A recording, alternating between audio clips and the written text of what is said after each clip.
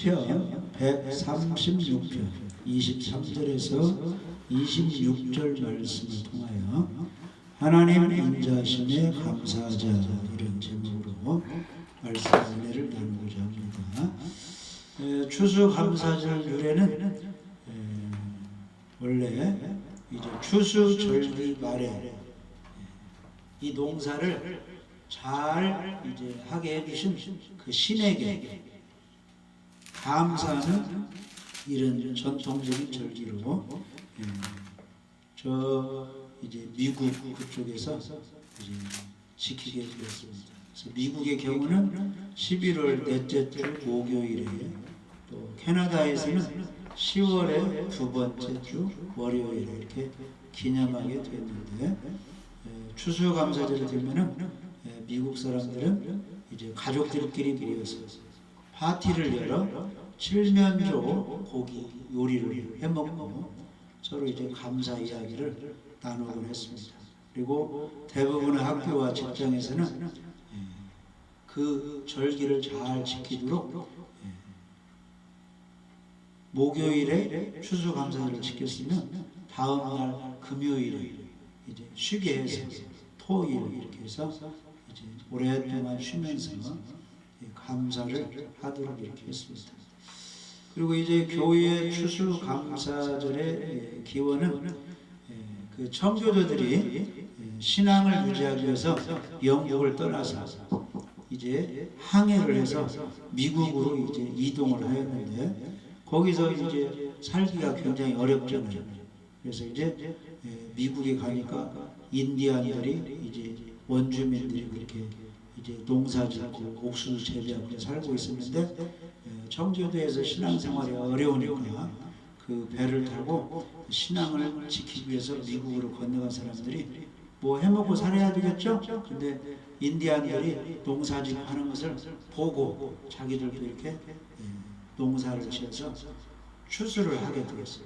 옥수수도 거두고 또 다른 곡식도 거두게 되었는데, 그들은 이제 하나님을 믿잖아요. 그래서 인디안들 그냥 농사짓고 사는데 영국에서 미국으로 건너간 신앙인들 이제 하나님께 감사해서 이제 1621년에 3일 동안 추수를 감사하는 축제를 이렇게 벌이게 되었습니다.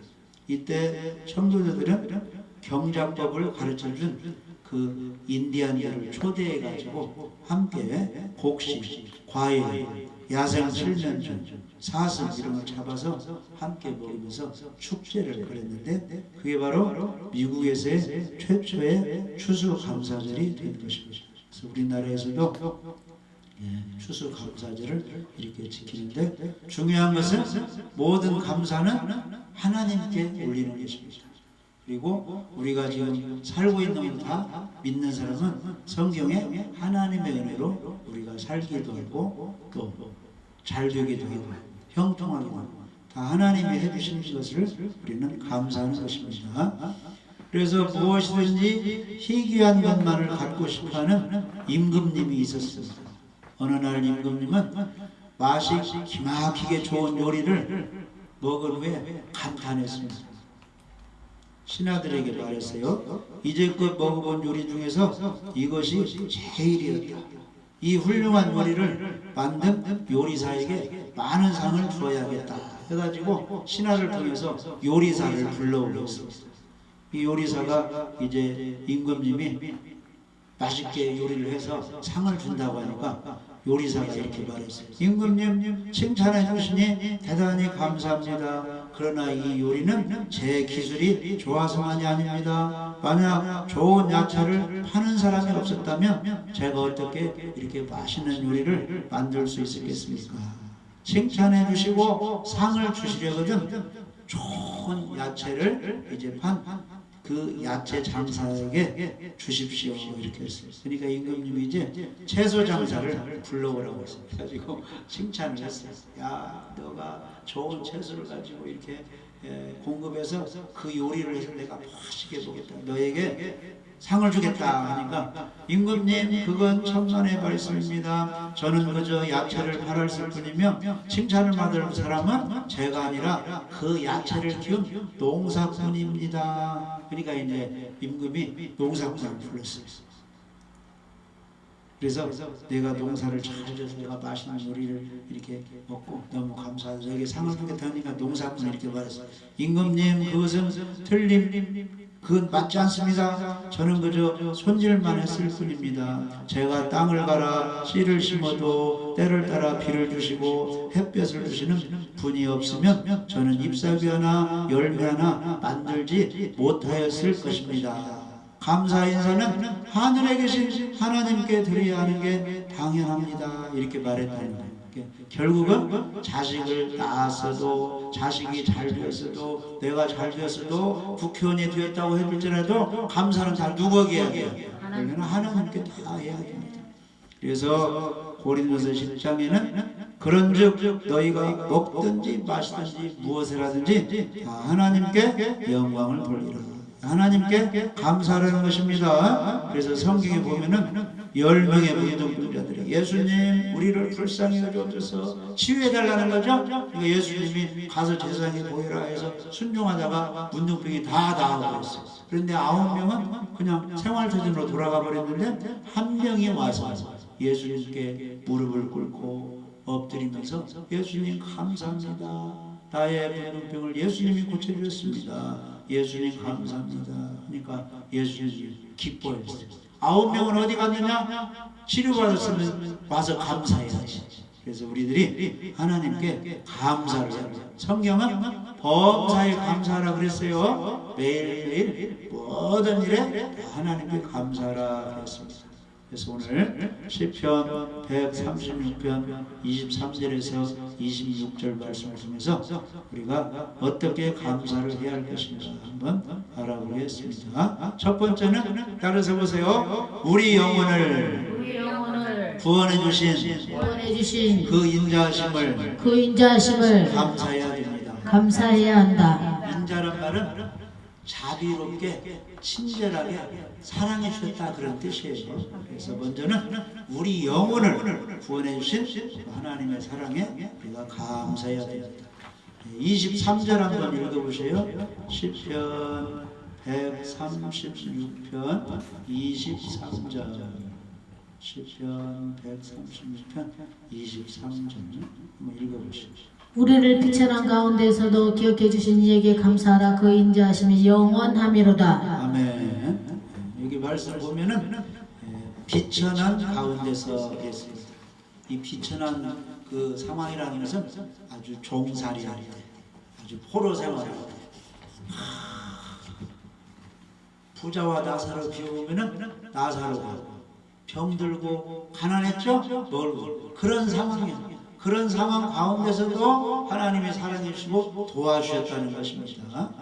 이게 시편 136편이 다윗이 쓴 시입니다.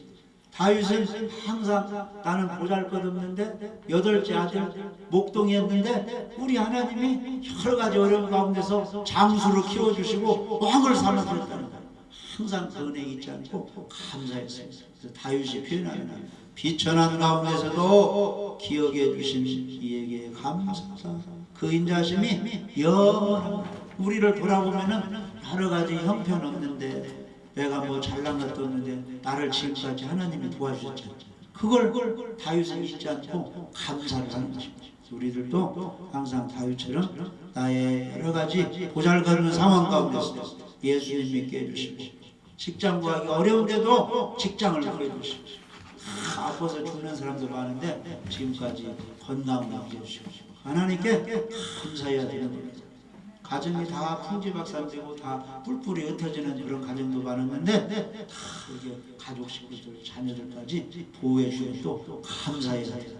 자녀들이 지금 40, 50 먹어도 결혼 못하는 자녀들이 굉장히 많습니다. 부모는 훌륭하고 그런데 이렇게 또 전도사님 같은 경우는 아들이 결혼해서 손주까지 가요. 그런 걸 다 하나님께 감사해야 됩니다. 다윗은 시편 113편 5절에서 9절 보면은 여호와 우리 하나님과 같은 이가 누구리요 높은 곳에 앉으셨으나 스스로 다투사 천지를 살피시고 가난한 자를 먼지 더미에서 일으키시며 궁핍한 자를 거룩 더미에서 들어 세워 지도자들 곧 그의 백성의 지도자들과 함께 세우시며 또 임신하지 못하는 여자를 집에 살게 하사 자녀들을 즐겁게 하는 어머니가 되게 하시는도다 그랬습니다. 임신하지 못하는 여자를 집에 살게 하사 이 말은 결혼해서 임신 못한다고 여자를 쫓아내지 않고 아브라함 부인이 사라져? 근데 아브라함 90세에 사라가 왜요? 아니 아브라함이 100세에 사라가 90세에 아들을 주셨죠? 누구 은혜요? 하나님 은혜요. 한나도 결혼해서 자식을 얻었는데 하나님께서 사무엘을 낳게 해주셨죠. 그러니까 여러 가지 어려운 가운데서도 저 높으신 하나님이 낮은 인간들을 다 살펴서 도와주셨습니다. 그 은혜에 감사해서 우리가 영광을 돌리자는 것입니다. 세상이 만들어지기 전에 하나님은 계획하셨습니다. 사람을 창조하시고 구원하실 계획을 다 하신 것입니다. 세상에 나기 전에 이미 예수 그리스도께서 우리의 죄를 십자가에 지시고 다시 우리의 생명이 되시기 위하여 부활하시고 구원을 다 준비해 놓으셨어요. 우리가 태어나기 전에 2000년 전에 하나님이 다 하신 것입니다. 우리는 그저 감사만 하면 되는 것입니다. 앞으로도 우리가 천국 갈 것, 또 이제 청년들은 앞으로 결혼해서 자녀 낳을 것까지 하나님이 지금 다 예비해 두시고 계획해 두시고, 그래서 우리는 하나님께 평상시에 감사하면 때가 되면 다 하나님의 계획대로 이루어 주시는 것입니다. 그 다음에 두 번째는 우리를 원수 대적에게서 구원해 주신 그 인자하신 사랑에 우리는 감사해야 됩니다. 시편 136편 24절 한번 읽어보세요. 우리의 대적에게서 건지신 이에게 감사하라. 그 인자하심이 영원함이로다. 아멘. 그래서 우리가 살다 보면 학교 생활할 때, 직장 생활할 때, 사람끼리 모여서 들에서 일할 때 꼭 나를 괴롭히는 사람이 나오거든요. 그것을 이제 나를 훈련시키는 거죠. 안 믿는 사람도 모여 있으면 꼭 서로 이제 괴롭히고 이렇게 훈련시키는 과정이 있거든요. 그런데 우리 하나님께서는 내가 불이익 당하지 않도록, 어려움 당하지 않도록 우리의 대적을 물리쳐 주시고 우리를 거기서 건져 주신다는 것입니다. 그걸 우리가 감사하는 것입니다. 우리나라를 보면은 강대국 사이에 끼어 있어요. 중국, 러시아, 저 밑에는 또 일본, 거기에 꼼짝없이 조그만 나라가 끼어 있고, 그 다음에 우리나라도 반토막 나가지고 북한에서는 계속 전쟁 위협하는 그런 경우가 지금 그러고 있죠? 아주 어려운 상황에 있어요. 그리고 이제 우리나라가 다른 나라 공격해 본 일이 한 번도 없고 외국으로부터 공격을 몇백 번 엄청나게 많이 받았습니다. 그런데 지금 어때요? 대한민국이 지금 존재하고 있는 거죠? 하나님이 이렇게 지켜주는 것입니다. 그래서 옛날에는 필리핀보다 우리나라가 못 살았는데 지금은 저 아시아 후진국보다 우리나라가 월등히 잘 살아서 선진국 대열에 들어갔거든요. 이게 다 누구 은혜요? 하나님의 은혜예요. 다 원수들로부터 우리를 지켜주시고, 그 다음에 또 36년 동안 일본 압제하에 있었는데 미국이 원자폭탄을 일본에 터뜨려가지고 일본이 항복하는 바람에 우리나라, 중국, 필리핀, 아시아 전부 독립을 했어요. 일본이 그 당시 우리나라만 점령한 게 아닙니다. 이 아시아를 전부 일본 사람들이 다 침략해서 점령하고 있었는데 미국이 원자폭탄 터뜨려가지고 일본이 항복하는 바람에 대한민국, 북한, 중국 할 것 다 독립을 했어요. 그래서 광복절이 거의 비슷해요. 8월 15일, 16일, 다 14일 그때 전부 광복절을 지키고 있는 것입니다. 이게 전부 하나님의 은혜입니다. 그리고 실제로 우리 예수님께서 우리 믿는 사람은 마귀로부터 지켜주신다고 약속을 해주셨어요. 마태복음 16장 거기를 보면은 베드로가 예수님에 대해서 고백을 하죠. 시몬 베드로가 대답하여 이르되 주는 그리스도시요 살아계신 하나님의 아들이십니다. 예수님이 말씀하셨어요. 시몬아 내가 복이 있도다. 이를 내게 알게 하기는 혈육이 아니요 하늘에 계신 아버지시다. 내가 내게 이르노니 너는 베드로라. 이 반석 위에 내 교회를 세우리니 무엇이 이기지 못하리라? 음부의 권세가 이기지 못하리라. 마귀 권세가 교회 예수 믿는 양들을 점령할 수 없다는 것. 누가 지켜주기 때문에? 우리 예수님이 지켜주기 때문에. 할렐루야. 그래서 포도원 하는 사람들, 농사 짓는 사람들, 새들이 오고 뭐 이렇게 벌레들이 달라들면 누가 지키는 거예요? 주인이 지키는 거예요. 할렐루야. 그래서 예수님의 양들은 예수님이 지켜주시는 것입니다. 말씀대로 순종하고 예배드리는 사람, 기도하는 사람을 보장해 주시는 것입니다. 그래서 우리의 대적에게서 우리를 살려주시고 구원해 주시는 하나님께 우리는 감사해야 됩니다.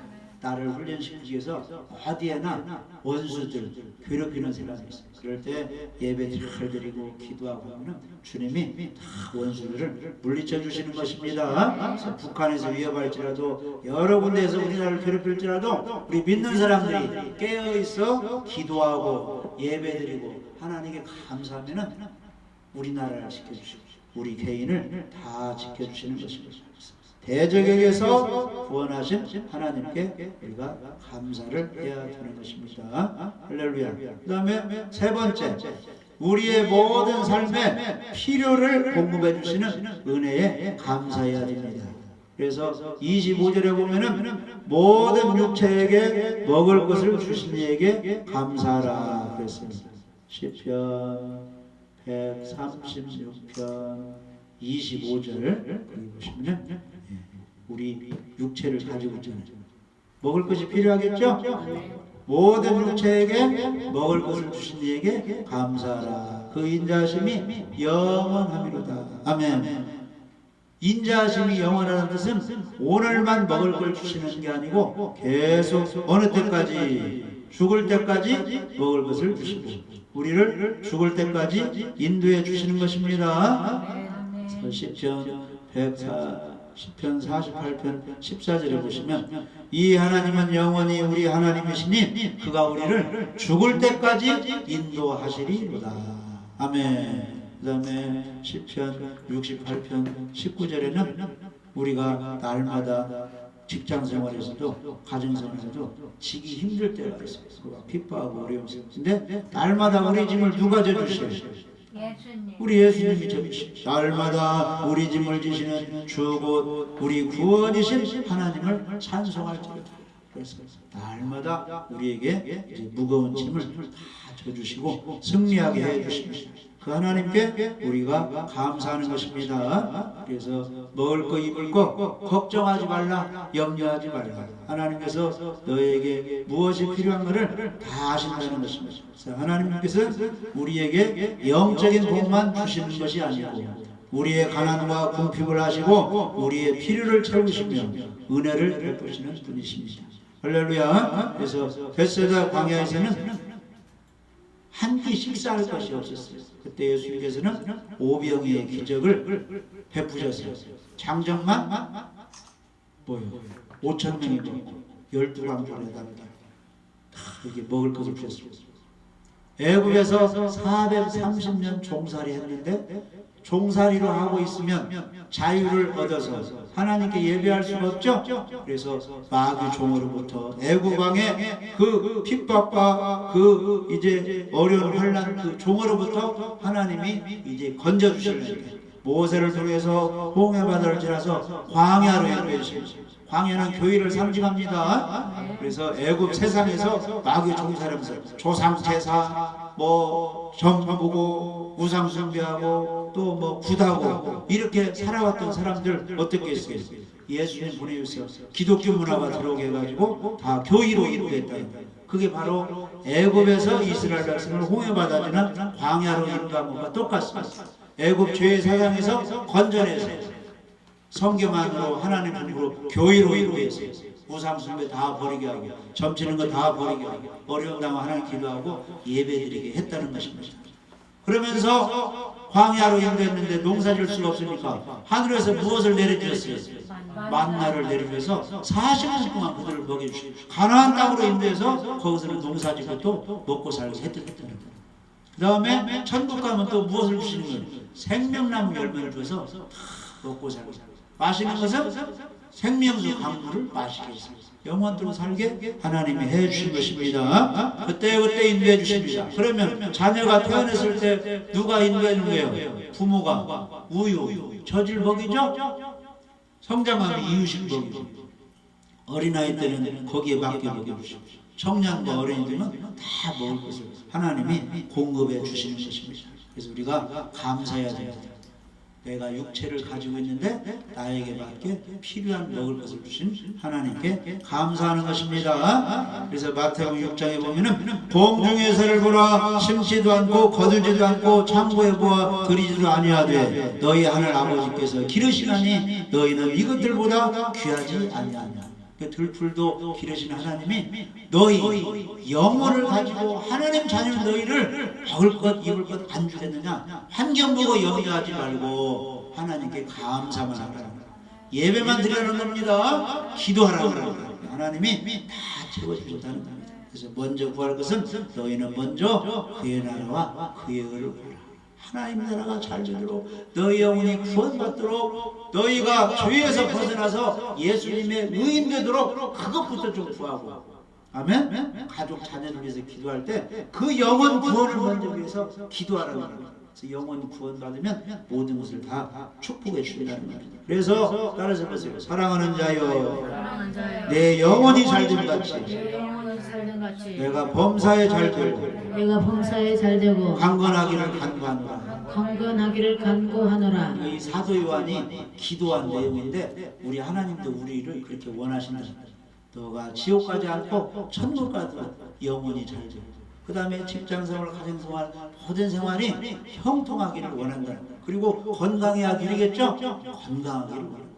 옛날에 그 김영삼 대통령이 되도록 옆에서 흰 머리 이렇게 나면서 이제 국회의원 총재도 하고 옆에서 이 참모 역할을 한 사람이 있어요. 그러면 김영삼 대통령이 대통령 되면 이제 국무총리도 뭐 좋은 자리 주겠죠?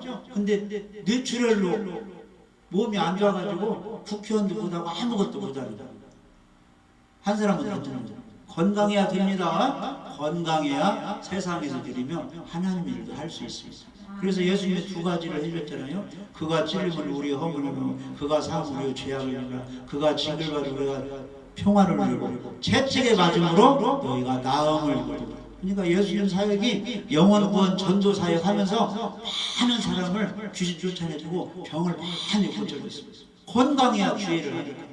그 옛날에도 유명한 목사님들이 교회 크게 하고 건강을 잃어서 많이 누리지 못하고 그 좋은 달란트 많이 사용하지 못하고 세상 떠난 목사님들이 많이 있습니다. 그래서 하나님은 건강해서 하나님 일을 많이 하면서 영광 돌기를 원하십니다. 그래서 건강을 주신 먹을 것 주신 하나님께 감사해야 됩니다. 그리고 마지막으로 이 세상 떠나면 하늘나라에 영원한 상급이 있습니다. 상급을 준비해 줬으니 그 은혜 우리가 하나님께 감사해야 되는 겁니다. 그래서 26절에 하늘의 하나님께 감사하라. 그 인자하심이 영원하미로다.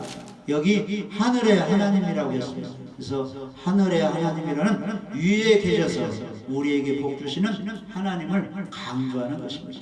이 하늘의 하나님이라는 용어는 이스라엘이 바벨론에 멸망당하고 포로로 끌려갔을 때 가장 많이 사용했던 그런 단어입니다.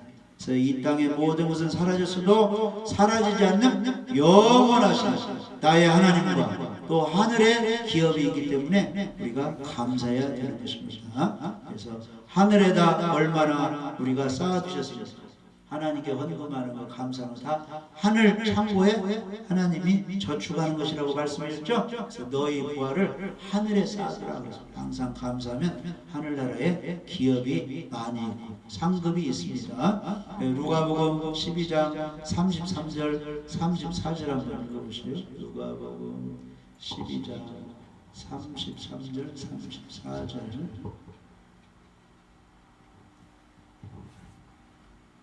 너희 소유를 팔아 구제하여 낡아지지 아니하는 배낭을 만들라. 곧 하늘에 둔 바 다함이 없는 보물이니 거기는 도둑도 가까이 하는 일이 없고 좀도 먹는 일이 없느니라.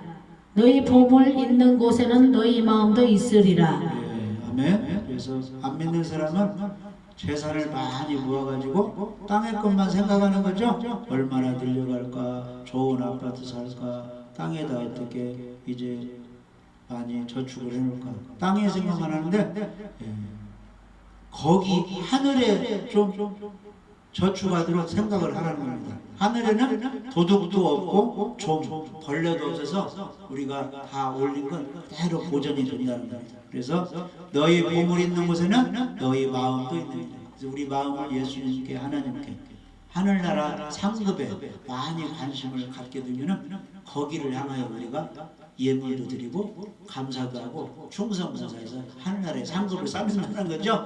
마음이 항상 하나님께 있으면 하나님을 기쁘시게 하는 것입니다. 할렐루야. 그래서 행한 대로 일한 대로 하늘나라에 상급이 있으니 우리가 하나님께 감사하는 것입니다. 그래서 하늘 은행은 신비한 은행입니다.